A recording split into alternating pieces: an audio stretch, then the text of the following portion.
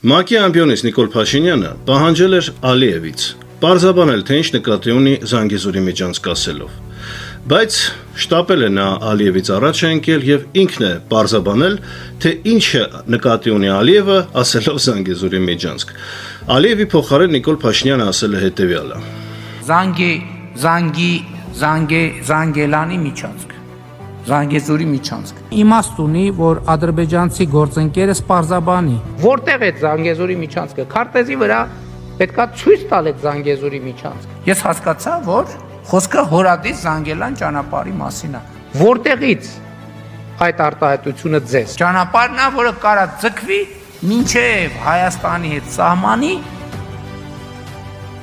անցագրային կետ։ Բայց ոնց որ թե երկար մտածեցիք են սահմանապահի հատվածը, ընդհանրապես դա ո՞րն է։ Օրինակ տեղ գյուղում է, թե Սյունիքի խորքում, որովհետև ինչ դադարել է սահմանազատման գործընթացը, այսինքն ամեն ինչ հանձնելուց հետո Ալիևը այլևս չի շարունակում սահմանազատում, հետևաբար պարզ չէ, թե որն է Հայաստանի սահմանը, Ալմաթայի մեջ էլ հռչակագրի դարսիպես քարտեզ չկա, հետևաբար կլինի մի հատ էլ ավելի պարզաբանեք, թե որտեղ է սկսվում եւ ավարտվում Հայաստանի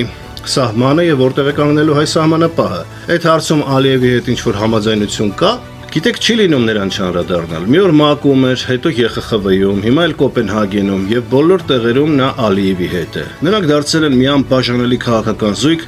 եւ ամենօրյա լրահոսը նրանց մասին է, նրանց հայտարարությունները։ Փաշինյանը ոչ արտգործ նախարարին է թողնում աշխատի, նրա դերն է կատարում, նախագահի դեր, падգամավորների դեր, նախարարների դեր, կառավարությունը ինքն է ու կա մի Հայաստան, մի Նիկոլ Փաշինյան։ Եվ այդքանը բավարար չի։ Հիմա էլ ստանձնել է Ադրբեջանի նախագահի եւ նրա խոսնակի լիազորությունները։ Այ մարդ թող մարդը ինքը պարզաբանի, ինչ է առաջ ընկել։